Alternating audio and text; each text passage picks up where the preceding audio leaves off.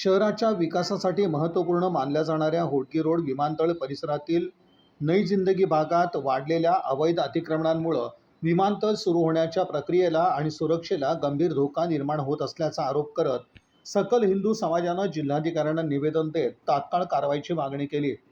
निवेदनात नमूद करण्यात आले की विमानतळाच्या धावपट्टी आणि सुरक्षा क्षेत्रालगत गेल्या काही वर्षात मोठ्या प्रमाणात अनधिकृत बांधकामं आणि अतिक्रमणं वाढली आहेत। या अतिक्रमणांमुळे नागरी विमान वाहतूक महासंचालनालयाच्या नियमांचं उल्लंघन होत असून भविष्यात मोठ्या अपघाताची शक्यता नाकारता येत नाही। सकल हिंदू समाजाच्या पदाधिकाऱ्यांनी म्हटलंय की सोलापूरकरांची अनेक वर्षांची मागणी असलेलं विमानतळ पूर्ण क्षमतेनं सुरू व्हावं अशी सर्वांची अपेक्षा आहे।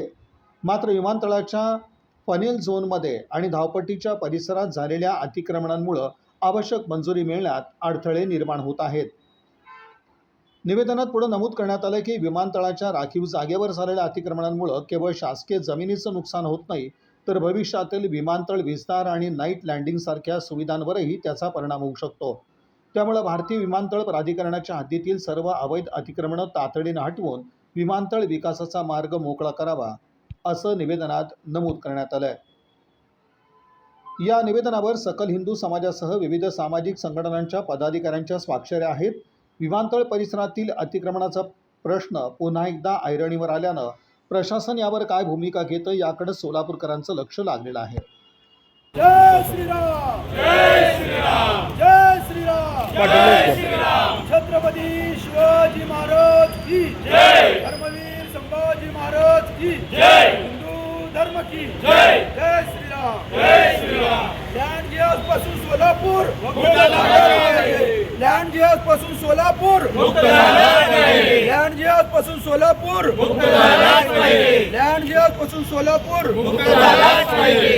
जय श्रीराम, जय श्रीराम, जय श्रीराम, जय श्रीराम। अतिक्रम हटाओ, देश बचाओ, अतिक्रम हटाओ, देश बचाओ, अतिक्रम हटाओ, देश बचाओ, अतिक्रमण हटाओ, देश बचाओ। जय श्रीराम, जय श्रीराम। खाली बोलायचं बोला। जय श्रीराम। सोलापुरात विमानतळाला अडथळा म्हणून 106 जागा एकरवर अतिक्रमण झालेलं आहे। आम्ही त्याला अतिक्रमण म्हणत नाही, त्याला एक लँड जिहाजचा प्रकार म्हणतो। कारण की आज तिथं बघाल तर हिंदू बहुल भागात हिंदू मुस्लिम बहुल भागामध्ये हे विमानतळ झालेलं आहे आणि तेथील सर्व लोक विरोध करत आहेत। मग देशाच्या अधोगती व्हावी अशी तुमची इच्छा आहे का? म्हणजे तुम्ही या देशाचे नागरिक नाही आहे का? काल एक दहशतवादी इथं सापडले पाकिस्तानचे, म्हणजे पाकिस्तानला मदत करणारे दहशतवादी सापडले, 2 पळून गेले, एक अटक आहेत आणि कितीतरी दहशतवादी तिथं सापडत आहेत। म्हणजे नई जिंदगी भागामध्ये अनेक ठिकाणी बांगलादेशी घुसलेले आहेत, अनेक ठिकाणी पाकिस्तानीसुद्धा आहेत आणि हे देश करा आणि तिथं विमानतळ मोठ्या प्रमाणे उभारा। जर विमानतळ झालं तर आपल्या सोलापूरमध्ये कारखाने येतील, MIDC मोठ्या प्रमाणात होईल, उद्योगधंदे उभारतील आणि परत आपलं सोलापूर पहिल्यासारखं पूर्ण नवलौकिक होईल। यासाठी आम्ही शासनाला निवेदन दिलं आहे।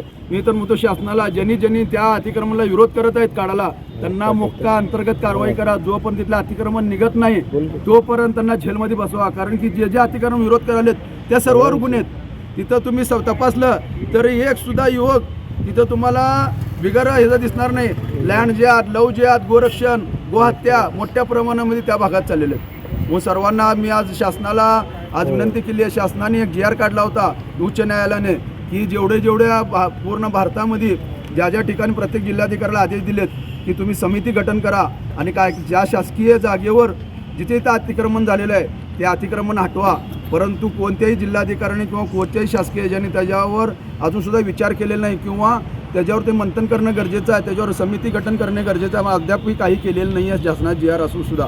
तरी मी आता त्यावर अजूनसुद्धा निवेदन आम्ही आता दिलेलं आहे, कलेक्टर साहेबांना सांगितलं आहे। कलेक्टर साहेबांनी आम्हाला शब्द दिले आहे की 106 एकरची जमीन आम्ही जरूर काढू आणि आपल्या जे पालकमंत्र्याला ज्यांनी धमकी दिली आहे त्यांना NPD अंतर्गत कारवाई करा आणि त्यांना आत बसवा आणि ती 106 एकर जमीन मुक्त करा आणि देशाची जी अधोगती चाललेली आहे त्याला परत एकदा उच्च ह्याच्यावर घेऊन सोलापूर जसं होतं पूर्वी गिरणगाव होतं तसंच पुरवून एवढंच विनंती करू। जय श्रीराम। निघाल तर मोठ्या प्रमाणामध्ये आंदोलन करू।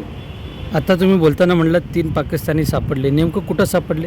पाकिस्तानला मदत करणारे सापडले, तर अजून पाकिस्तानी सुद्धा नागरिक इथं असू शकतात। कुठं सापडले ते अजून दिलेलं नाही, कुठं सापडले नई जिंदगीमध्ये भागातले असू शकते आम्हाला सुद्धा लय खूप ठिकाणी खूप जणांना ताब्यात घेतलेलं आहे. काय अजून तो चौकशी चालू आहे. अजून सुद्धा निघतील. आता एक तर ताब्यात झालेलं आहे, अजून दोघं फरार आहेत. अजून किती निघतील ते माहीत नाही, कारण की त्यांचं डायरेक्ट पाकिस्तानशी संबंध आलेले आहे, बांगलादेशाशी सुद्धा नाही. आणि बांगलादेशी सोलापुरात सुद्धा सापडलेली कितीतरी घटना घडून गेली. ठीक आहे.